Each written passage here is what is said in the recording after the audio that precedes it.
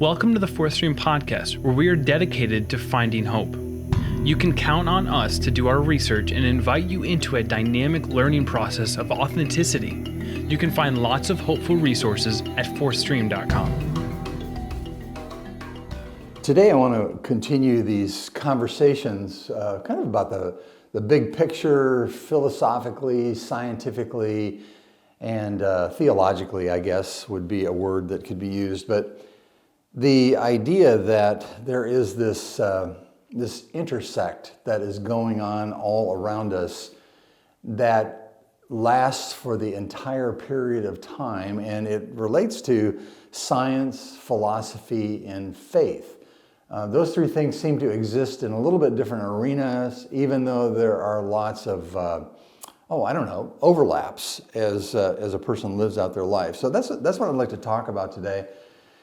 It's wrestling with a pretty big concept, but that's okay. You know, we're made for that. We're kind of designed to be able to wrestle with bigger things, and that's what we want to do today. When you look at science and philosophy and faith, each one brings their own insights for living. And obviously, science is what is seen, philosophy is what men and women think, and faith ponders some of the greater things of the soul. But each one of those bring important things into our existence, into our life, into having meaningful existence, and hopefully a meaningful culmination as time goes on. Science is everything that's observable, and it's just one of my favorite disciplines, as you've already probably heard me say. It's just so beautiful to see the ability that mankind has to extract information as time goes on, data, to be able to see what has been there for literally many, many thousands of years.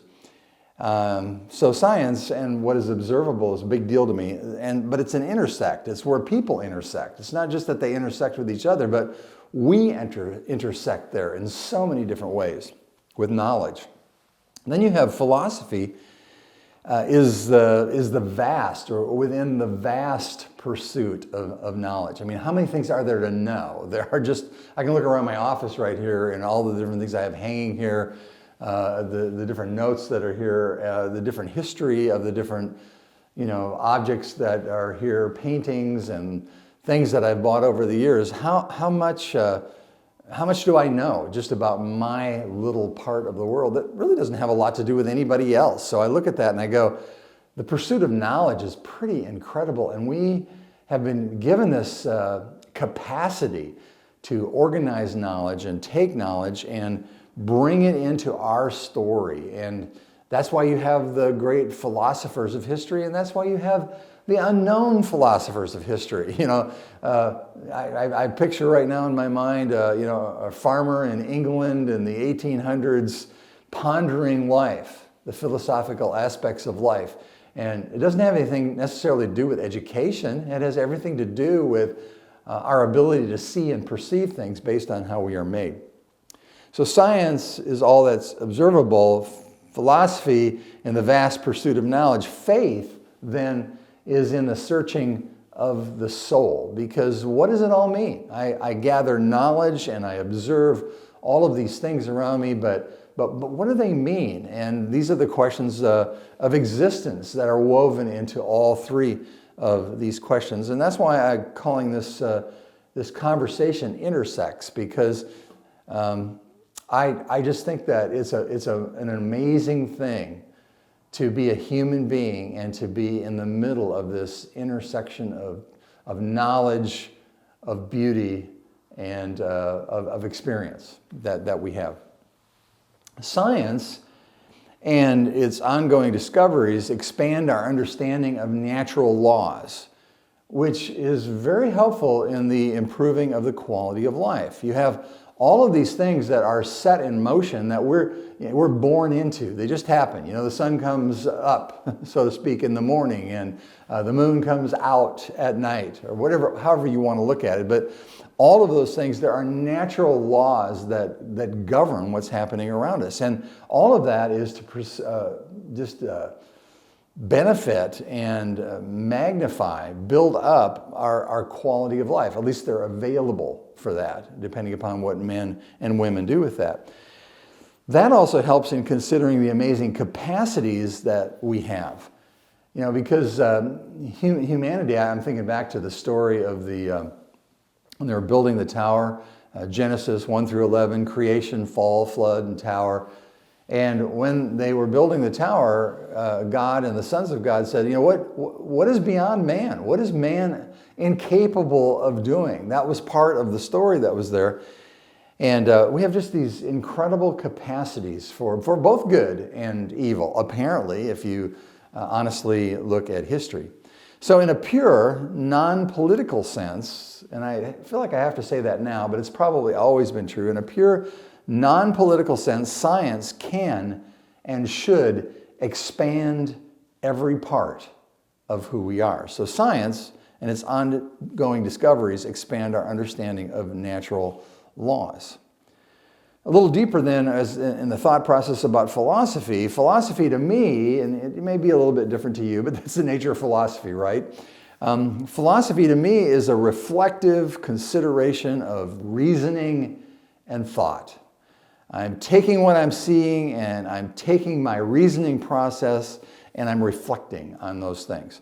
And some philosophies are fulfilling and some are crazy as hell. I mean, all you have to do is look around you now, or it's not like logic has to be the woven part in people's philosophies. And that's not true just now, but we're seeing that, I think, amplified now. Also, you can see it in history when you read the different authors, the philosophical authors of history that are trying to communicate things about science and philosophy and faith. So either way, thinking about things on a root level can be good for the mind and the body and the soul. And I'll have some things to say about this a little later on. What I fear is that by and large, people are asleep rather than awake. And that's really a shame, because how we are processing reasoning through the things that we think based on the things that we see around us it can be incredibly liberating. Now, that's a brief consideration of science and also philosophy. But the third area is faith. And what intrigues me and what draws me about faith is that it covers both the seen and the unseen aspects of our human experience. So we try to bring together the seen and the unseen as best as we know how, and the idea of personal faith can enhance this process. You know, you like to think that we see everything, and certainly with the ability that we have to look out into space and to look through a microscope and beyond microscopes now, you would think that our ability to see the unseen is more amazing than it's ever been. But the reality is that no matter how far we go, there's more that is unseen. Like the telescope that's up now, they think, maybe we'll be able to see back to the beginning of the universe. Okay, well, then it began. What happened before it began? So there are seen things and unseen things, and this is where faith is really helpful to me, because I recognize that there are only so many things that I can organize, capitalize, and process. And so we try to bring together the seen and the unseen as best as we know how, and the idea of personal faith can enhance this process or not.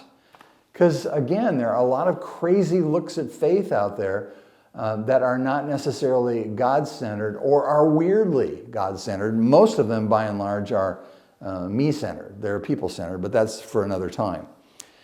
And some faith constructs are crazy as hell as well. I mean, they're just, you got a lot of politics and science, you have craziness that can be in philosophy, and you also have it in faith constructs as well. So all of that to say that in this intersection of science and philosophy and faith, which really captivates my thought and my imagination, I've concluded that pure science,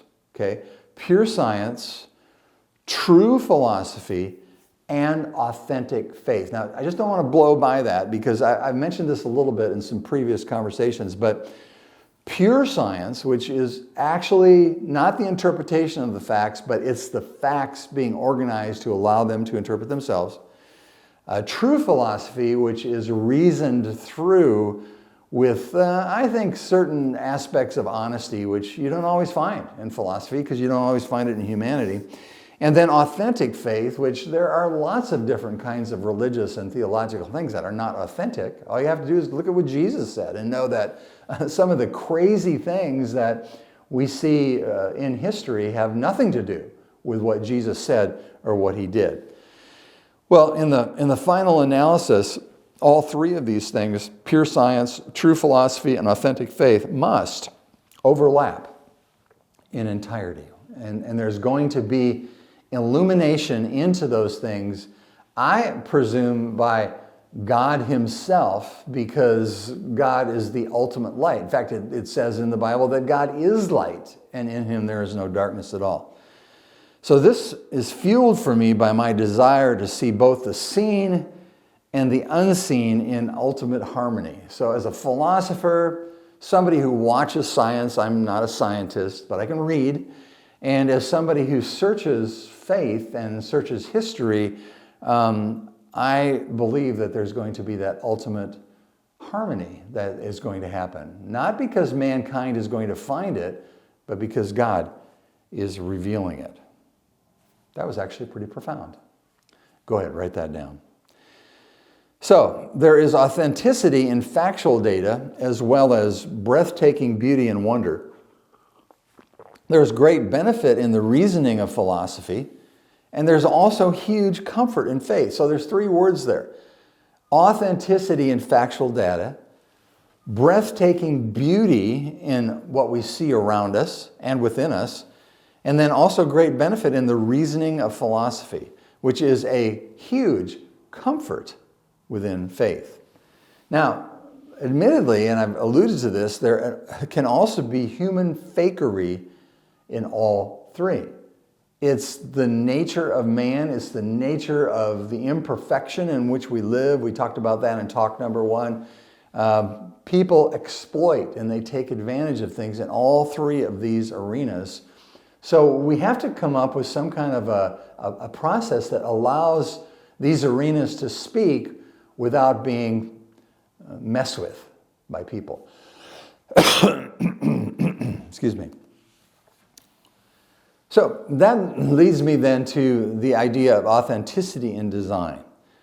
I've pondered this a lot because, people argue about a designer or things that just are happening through natural selection at all. And I get the complexity of the argument and I get the history of the argument. So that's okay with me.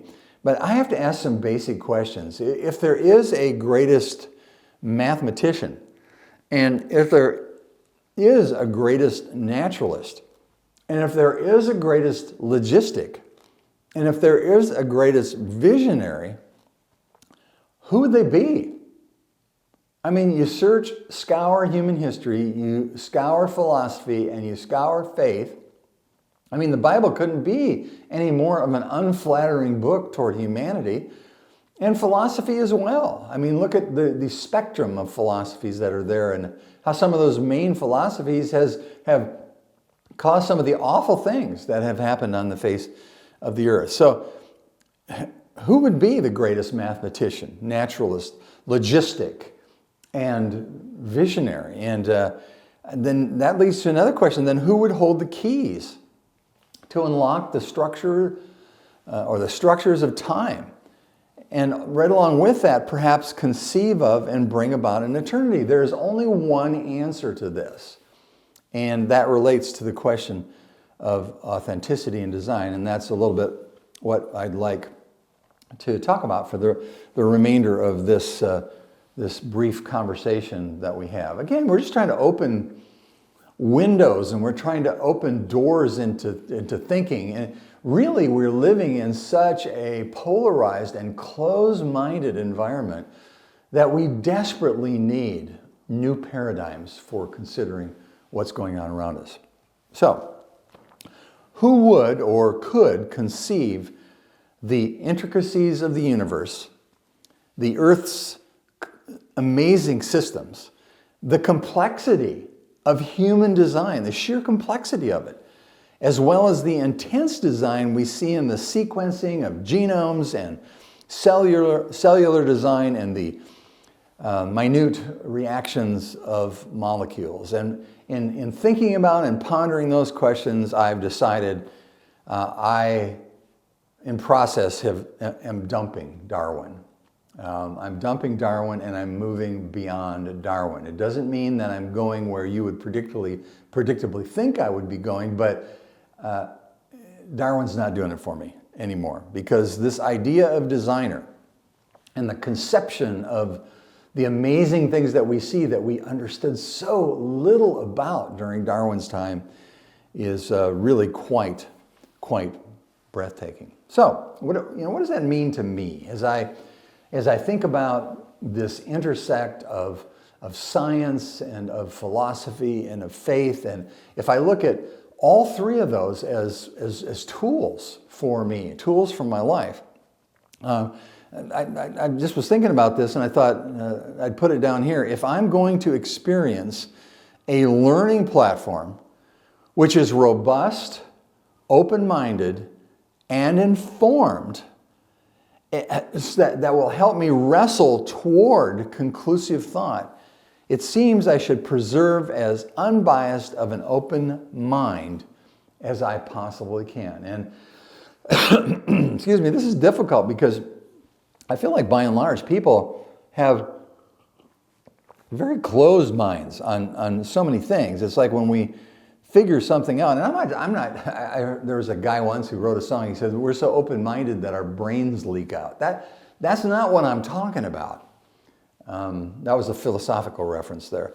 It seems that I personally need to be as unbiased and applied in my open-mindedness as I possibly can. Now, with that, I also feel I owe it to myself to read and to interact and converse with the least closed-minded and opinionated people I can find, encouraging conversations in passionate pursuit of truth on any subject, whatever it might be. Be a gatherer of information. I don't have to shoot my mouth off with my opinion in the process of gathering information. In fact, I don't even need to do it after I've gathered the information. Maybe I need to take that information and consider how that information needs to be applied for the welfare of the person that I'm sitting across from or discussing that. So, interacting, conversing with the least closed-minded and opinionated people I can find, and that's why, like I dumped Darwin in the previous slide, I'm dumping religion on this, because I feel like religion has not served us well, and it isn't like religion hasn't accomplished some things, but I look at this and I go, it really almost seems like it's done us a greater disservice when it comes to the pursuit of truth, because we apply our narrow-minded opportunism in faith just like we do in science and just like we do in philosophy.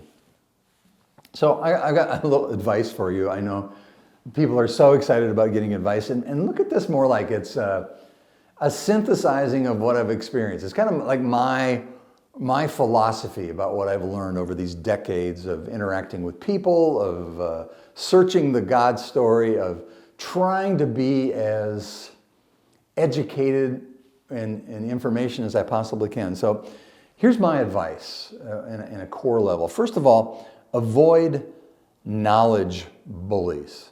Avoid knowledge bullies. Now think about what I just said about those three intersects. Within all of them, within science and within philosophy and within faith, you're going to find bullies because it's human nature. So avoid knowledge bullies. Prepare yourself to disagree often in discourse on many things. This is like so good for your heart and my heart to be able to disagree and talk and work through processes. And right along with that, my advice is to be good-natured. and rely more on kind reasoning than shouting other people down. Because, if we can't have discourse with each other, and if we can't share information, if we can't share perspectives, we get polarized, and then we stand in our corners and we shout people down. And that's really a shame, because it's so destructive to humans, just in general. So if we're going to arrive somewhere close to the truth about anything, it's quite clear we will require the assistance of thinking friends as well as a generous, gracious God. Think about that. If you have those two assets to add to your brain and your heart and the soul that you have been given, your mind, when you have all of those things right along with your conscience, how great is it to have thinking friends, even if you disagree with them, as well as a generous and gracious God. What's interesting to me here, as I try to synthesize this and think about where it all fits together, is that the religious leaders whom Jesus opposed were knowledge bullies. They had the market cornered on knowledge because they were the Jews and because of what God had done, and He had given the Jews revelation and basically opened the door to the world to be able to understand something we were missing. We were missing the mark on. And these religious leaders were just knowledge bullies. They used their knowledge to oppress other people. And so this seems to reside within science and philosophy and faith, which I already mentioned. This reminds me of an encounter Jesus had. It's out of John chapter 18, and a little bit about the story. You got the guy who was appointed by Rome, and he had these crazy Jews, and you had people running around Jerusalem claiming to be this promised Messiah that hundreds of years earlier they said was going to come in the fullness of time. So he's got this job. He's out in the middle of out in the desert on a horse with no name, and he's got these crazy people all around him. He's miles away from Rome. And all of a sudden they bring this guy to him, and they say, this guy's a real problem to our nation. He's a threat to the nation, and he's a threat to Caesar. And so Pilate's doing his thing. He's got his throne in the Praetorium, and he's the dude. He's the guy. Even though he stays away from the religion of the Jews, he has to mete out justice for the Roman Empire in order to keep things, calm, peaceful. And so he encounters Jesus, and this happens not in a corner. In fact, let me read this to you. I'll put it up here. Therefore Pilate, and that's this guy, Pontius Pilate, I'm sure you've heard about him. Therefore Pilate said to him, "So you are a king?" Jesus answered, "You say correctly that I'm a king. For this I have been born, and for this I have come into the world, to testify to the truth. Everyone who is of the truth hears my voice." Well, Pilate's listening to this, and he's not caught up in any kind of Jewish or Jesus religion at all. And he says, what is truth? And in this you sense a real conflictedness. And we learn from another one of the Gospels that Pilate's wife had sent him a message and said, "Have nothing to do with this man. I heard about it in a dream." I mean, try to imagine what it was like to be at the top of the heap, not really wanting to be there, and then to have your wife sending you messages and you're watching what's going on. And so he asked Jesus this question, what is truth? Which I think is chilling, by the way. Because, that's a question you and I are asking. We're asking, even as we consider these conversations, what is truth? And he went out again, after he had said, what is truth? He went out again to the Jews and he said to them, "I find no guilt in him." And Of course, at the same time, he turns Jesus over, or he gives them the choice, and they turn Jesus over to be crucified. So that's an interesting connection between what is truth, and certainly Pilate was wrestling with science. He certainly was wrestling with philosophy for sure. He was Greek, he was Roman. So I just would ask you a question about this intersecting between science and philosophy and faith. Are you continuing, and I challenge you on this, and I challenge myself on this, am I continuing to self-educate? You know, I could unplug right now because of my age, but I'm kind of going, wait a minute, my brain is still going to work, God willing, for quite a bit longer, and I'm going to continue to self-educate, not just be mind-numbed with information. I am going to self-educate. And I'm going to search, because the other opportunity, if you're not continuing to self-educate and to search, is to go to sleep. One of the things I love about what Jesus taught all the way through the God story, and you can find this in Revelation 21. This is at the end of time, and he says, "Behold, I am making all things new." I am making everything new. And what I picture in my mind is I picture this culmination of everything and all the things that we've learned about what's true and what's not true, and on the culmination of all of the musings and philosophical pondering, deep philosophical pondering of humanity, and then all of the things that we've learned from genuine faith. And I see all of these things coming together before the throne of God. And Jesus says, I am making all things new. And I am so looking forward to when these things intersect. Hopefully that's helpful. The intersect of science, philosophy, and faith. Certainly a good backdrop for me as I look at the part of me that is my mind, my heart, and my soul. Thanks for listening to our podcast. You can find posts and podcasts on tons of subjects at Fourthstream.com, along with encouraging music which can be shared by a variety of ages. Finding hope at Fourthstream.com.